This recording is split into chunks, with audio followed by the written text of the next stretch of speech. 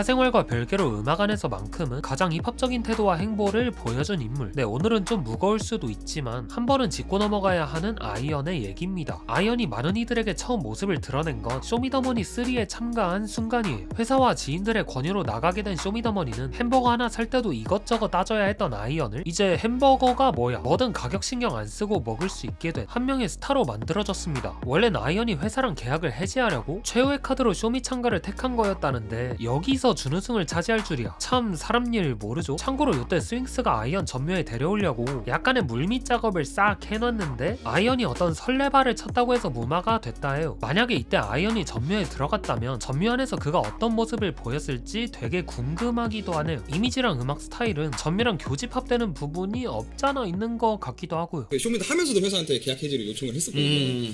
근데 그러던 와중에 이제 스윙스 형이랑 이렇게 또 만나게 되면서 저스뮤직 일단 권유가 있었는데 근데 저스뮤직을 권유를 받았을 때 들어가고 싶어 했었고 어떻게 보면 좀 설레발을 많이 쳤었는데 나중에 그게 이제 무마가 되고 제가 이제 제 회사에 대한 오해가 풀리게 되면서 제가 어떻게 됐든 설레발 친 거가 되게 너무 미안하고 그래서 이렇게 다 저스뮤직 뭐 형 동생들한테 전화 드리면서 사과를 하고 있는데 되게 또 흔쾌히 받아주고.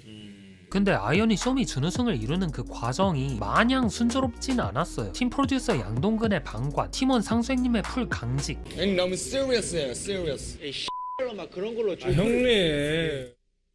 부정확한 발언과 장르 차용에 대한 부정적인 시선, 그리고 무대에서 보인 크고 작은 실수들. 아이언은 이런 일들로 인해 촬영 기간 동안 불편해했고 특히 양동근이 프로듀서의 역할을 충분히 해주지 못하고 있다는 것에 있어서 공개적으로 불만을 표하기도 했죠. 어떤 조언을 구해봐도 질문을 해도 돌아오는 대답은 모두 네가 알아서 해였으니까요. 근데 이게 아이러니하게도 아이언한텐 큰 자양분이 됩니다. 혼자서 큰 무대를 기획하고 가사를 쓰고 음악을 프로듀싱하는 작업을 주도적으로 할 수 있던 빡세지만 귀한 경험이었으니까요.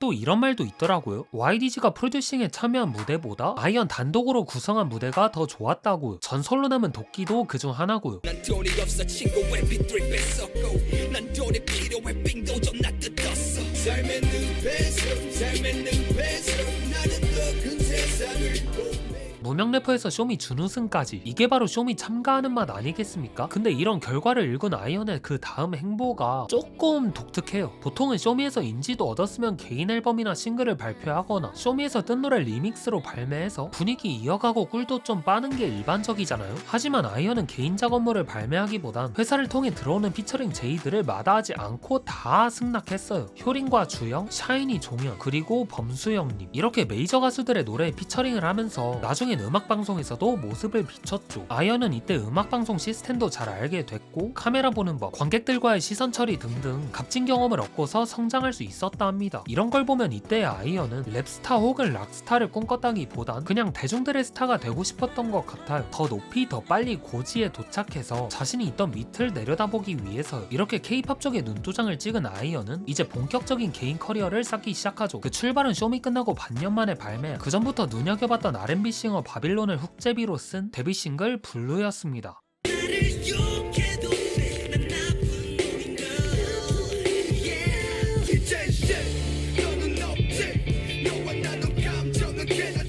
근데 아이언은 이렇게 싱글 하나를 남기고 돌연 해외로 떠나 잠적을 감춰요. 큰돈을 만지기 위해 대중과 카메라 앞에 섰지만 이때만 되면 인간 정원철이 아닌 가식의 가면을 쓴 아이언이 돼야 했기 때문에 그는 자아를 찾기 위해서 잠적을 택했다 하죠. 핸드폰도 없이 갔습니다. 각종 언론과 미디어로부터 자신을 완전히 차단시켜 그 어느 곳에도 눈에 띄지 않기 위해 한 명의 이방인이 되고자 자처한 거죠. 미국을 시작으로 캐나다, IT, 말레이시아, 태국, 일본 등등 세계 여러 국가를 돌아다니며 심적 여유를 되찾고 자신도 돌아보는 시간을 가졌답니다. 그러나 이런 아이언의 인터뷰 내용과는 상이하게 언론 매체들은 갑작스러운 아이언의 출국엔 다른 이유가 있었다 하죠. 아이언이 자신에 대한 대마초 혐의 관련 수사가 시작되자 급하게 미국행 티켓을 끊었단 거예요. 이처럼 언론과 아이언, 양자의 입장 차이가 확연하기 때문에 이 진위가 좀 모호하긴 합니다. 근데 어쨌든 대마초 흡연 혐의는 사실로 밝혀졌고 이 일을 계기로서 아이언은 자기 인생의 가장 밑바닥을 치게 되죠. 이런 상황에 놓인 그가 할 수 있었던 단 한 가지는 오로지 음악을 만드는 일 뿐이었어요. 그래서 미국으로 여행 혹은 도피를 떠날 때부터 자숙을 가진 1년이 좀 넘는 기간까지 계속 가사를 써내려가고 랩을 반복했다 하죠. 그 결과 아이언은 생애 첫 앨범이자 마지막 앨범이 된 또 자신이 매우 애정하던 크루의 이름이기도 한 락바텀을 발매합니다.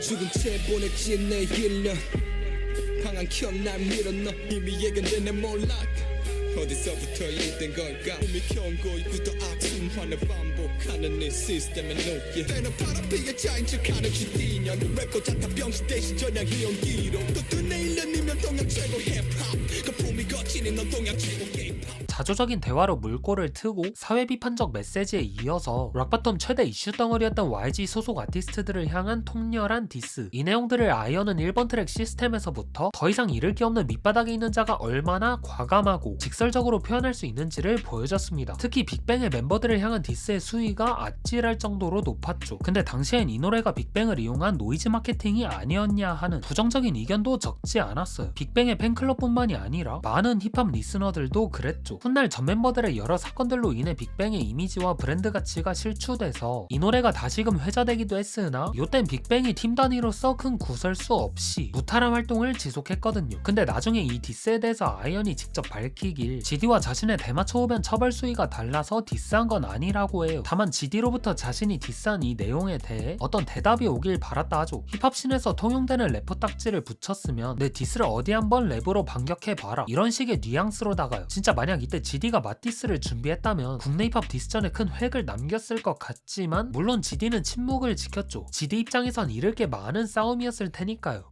돈을 먹고 맥고 또 끼듯 사네 나란 일을 주면 전부 뒤갔네 근데 죄나 눈은 TV 드라마 LA 가슴 먼저 소문낸 건 I did it 한국에다가 다 퍼날른 건 you did it How we feel it, how we roll Let me teach you something how we roll 앨범은 사회 비판과 대마초 그리고 여자친구에 대한 이야기로 쭉 내달리다가 자신의 어릴 적 이야기를 다룬 하남조공 아파트 위안부 문제를 담은 턴백으로 이어져요. 이 트랙들은 앨범의 전반적인 흐름에 있어서 매끄럽지 못한 연결이었다고 생각되지만 각각의 노래에 내포된 메시지 그리고 짜임새 있는 랩 스킬과 라인 배치는 아이언이 그렇게 많은 구설수에 올랐음에도 왜 그를 응원하는 다수의 팔로워들이 있는지 납득을 시키는 요소들이었죠. 또 과거 학창시절에 관한 가사가 큰 논란을 야기할 걸 예상했을 것임에도 굳이 스스로를 도마 위에 올려놨어요. 보통의 연예인들은 이런 과거를 숨기기에 급급한데 아이언은 그러지 않았다는 거죠. 자신을 둘러싼 포장지를 벗겨버리고 본 모습을 보여줘야 한다는 그의 음악적 신념은 어떻게 보면 당황스럽지만 한편으론 가장 힙합에 가까운 태도로 보여지네요.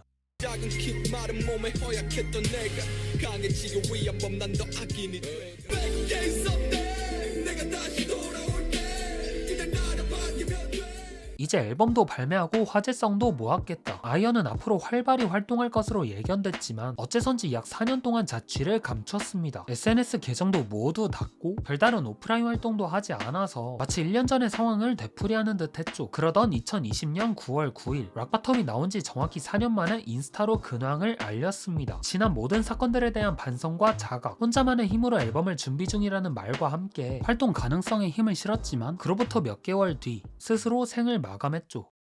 미성년자 폭행 혐의로 수사를 받아온 래퍼 아이언이 숨진 채 발견됐습니다. 유서는 발견되지 않은 것으로 알려졌지만 극단적 선택을 했을 가능성에 무게가 실립니다. 노도일 기자입니다. 많은 대중들은 아이언의 극단적인 선택을 자신의 죄로부터 벗어나기 위해 저지른 일이라며 그의 죽음에 빈축을 샀습니다. 가는 길마저도 영면한 후에도 아이언은 자신이 저지른 사건 사고들로 인해 따가운 시선을 받아야 했죠. 그럼에도 그를 기다리는 리스너들이 여전히 많이 있습니다. 그 이유는 그의 음악에서 묻어난 솔직함 때문이 아닐까 싶어요. 차마 쉽게 꺼내기 힘든 주제들과 감정들을 래퍼라는 신분으로 앞다투어 보여줬고 이에 많은 이들이 공감을 하고 용기를 얻고 분노에 사무친 위로도 받았죠. 그리고 그 솔직함을 전달함에 있어 자신의 과오를 부끄러워할 줄도 알았기에 그 속에서 진정성을 느낄 수도 있던 것 같네요. 부디 아이언이 다음 생에선 잡음 없이 본인이 하고 싶은 음악만 하고 지냈으면 합니다.